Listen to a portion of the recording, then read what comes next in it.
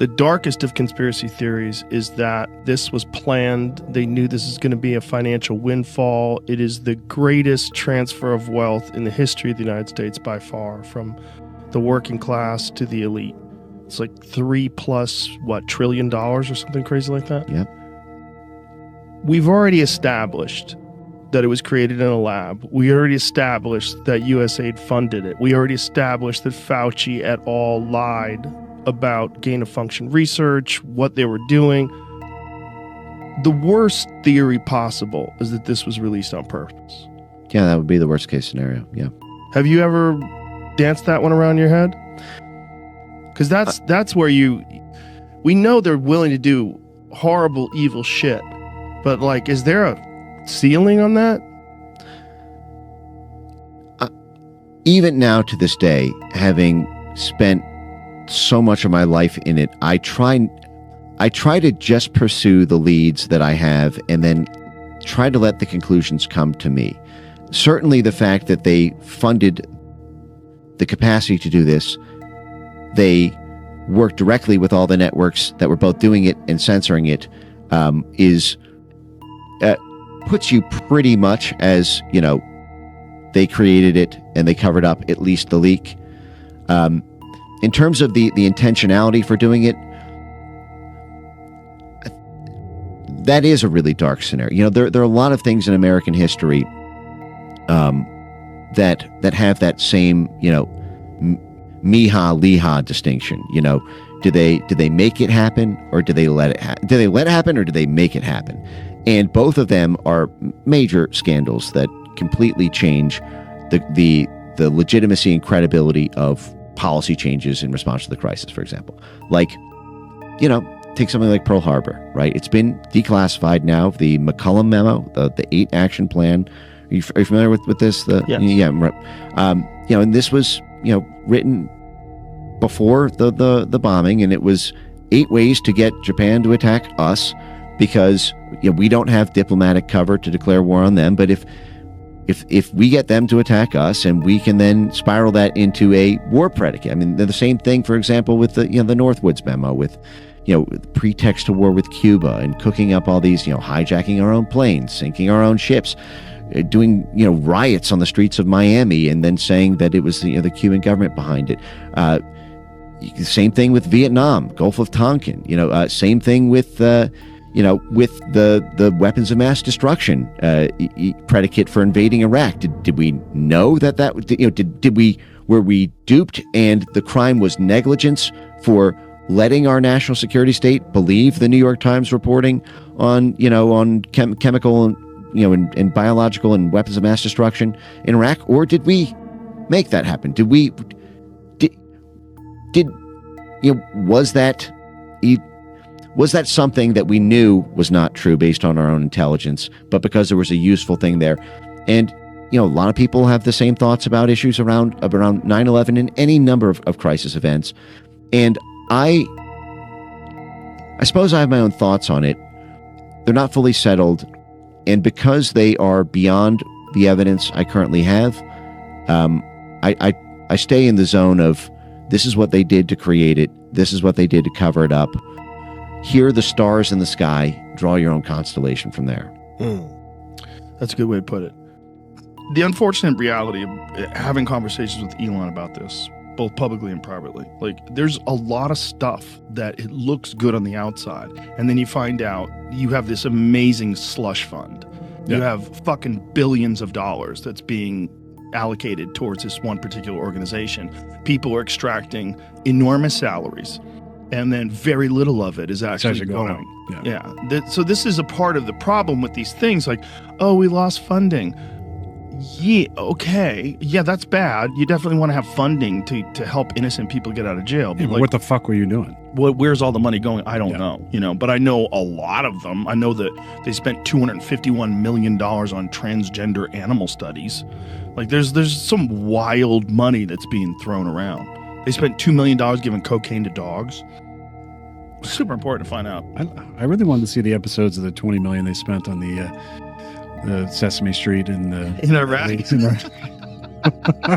That's why someone was Was Oscar still a villain, or was it Big Bird? Let's count the gays as we throw them off the roof. 1. Ha, ha, ha. $21 million. Did you... But where's the fucking common sense? Like, when people hear that, Yeah. just because it's fucking Elon and some 20-year-olds, they can't go, oh, yeah, I'm glad he did that. That's a waste of my money. There was a study that was done recently that showed that 96% of all the stories that mainstream media prints about Elon are negative. 96%. Meanwhile, the guy saved those fucking people trapped up in space. Yeah. You didn't hear a peep. And the shit he does when there's natural disasters with Starlink. Oh, yeah. He's revolutionizing space travel, revolutionizing satellite internet capabilities and the availability all over the world.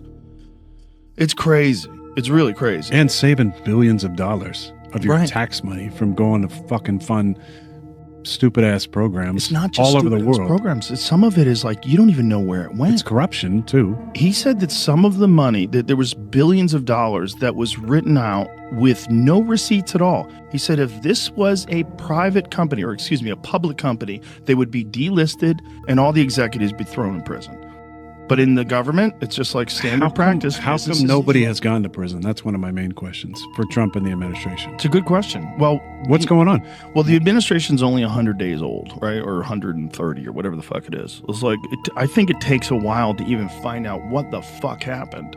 I don't know. You know, I've had conversations with people about it, and it's like, Jesus, like just trying to get the documents, like when they're trying to get the Epstein files, like they're the state of New York. One of the district attorneys was hiding documents that have forced them to give documents. I think there's so many fucking powerful people that are on those lists. There's so many powerful people that went and partied. Air quotes, partied. And how many of them went to the Diddy parties? Have you been paying attention to the trial? Oh, yeah. Trials. Wild. Why don't they air it the same way they aired the coverage that, Johnny maybe Johnny Depp got? I know. Why don't they? I don't know. They should. The ratings would be amazing. Unreal. Yeah. Like, what are you doing? Why wouldn't you air that? What's going to happen, though, you think? Well, Diddy's going to be in jail for the rest of his life. I think he's probably going to get Think he's hit up. staying, though? I don't know. I don't even think it matters. I mean, a lot of it is. But then it's just another Epstein. there's It's another murder Ghislaine cases. Maxwell, where there's somebody murder gets indicted and cases. nobody else.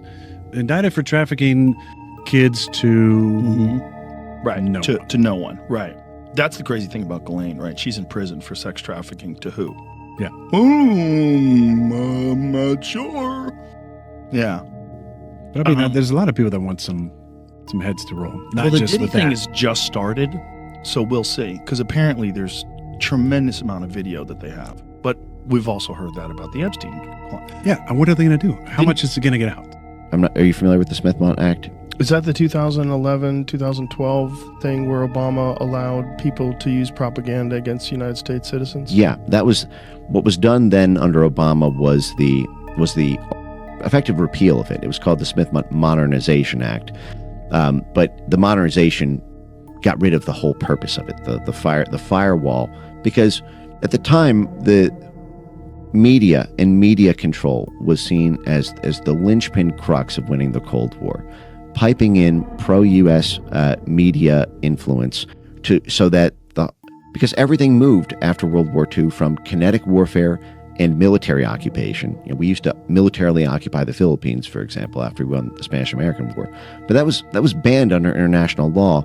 Territorial acquisition by military force in 1948. So we had to win elections, and we had to influence the passage of laws in foreign countries by having an apparatus inside those countries that influenced the hearts and minds of people, which influenced who they voted for, which then determined the government. So you had to move towards political vassalage rather than military occupation. And what the Smith-Mont Act did is, simultaneous with the creation of this in 1948, Congress recognized the Frankensteinian monster they were creating by authorizing a covert, permanent Department of Dirty Tricks, and this is their phrase, not mine, to do this cloak and dagger, to to infiltrate and co-opt the universities, the unions, the media, the politicians, the judges, the whole swarm army. What I have been calling for a long time the USA Truman Show, because it's, these people in these foreign countries have no idea, how many of the things they interact with that are effectively a movie set being constructed by the U.S. State Department and its sister influence orgs. But the point that I'm getting at here is the Smith-Mundt Act in 1948 said, okay, you guys can do this. State Department can do this. CIA can do this. USAID, when it came along 13 years later, could do this. But so there was a guy named Frank Wisner who was known as one of the godfather figures of the CIA. He's known for creating what was called the Wisner's Wurlitzer, which was it's like a church organ, and that he would brag that he could play the international media like a symphony to make any media narrative go viral in any country on earth because of the suite of CIA proprietary media functions and its distribution network, especially when the U.S. had first mover advantage in radio and print. It's basically the U.S. and U.K. were the only games in town, really, in having robust radio, film, TV, and print media. So the Smith-Mundt said, okay, you can do that abroad. You can plant fake news stories in France. You can, have propaganda blare into Africa or Western Europe or Central Asia, but that can't come home. You can't psyop our own people with your propaganda organ abroad, because the whole point of authorizing this is that we get cheaper gas, we get import-export markets, we get a high standard of living, because if a foreign government doesn't want to give up its resources or allow a U.S. military base or allow joint partnerships or exports of goods or U.S. multinational corporations to operate there, then the American people suffer economically. So it was always designed to say, listen, you can do this dirty stuff abroad, but it can't come home. And even that protection, which lasted for 70 years, and we only lost it a decade ago. We're up against a much actually deeper, darker problem with this USAID scandal, and as people will see increasingly, the scandals that will break open at the Pentagon and the State Department, which is that we have a Smith-Mundt problem for funding and operations. It's not just propaganda. The Blob, our foreign policy establishment, can fund groups that effectively work with prosecutors domestically, or that work at media, dual use. We give them foreign grants to do media propaganda abroad, but they operate here. Or social media censorship, to coerce foreign countries to pass foreign censorship laws that explicitly and are intended to attack U.S. social media companies and in U.S. peer-to-peer speech. So we need that protection. If we're going to keep this function at all, we need a hard firewall and absolute grotesque penalties for any violation.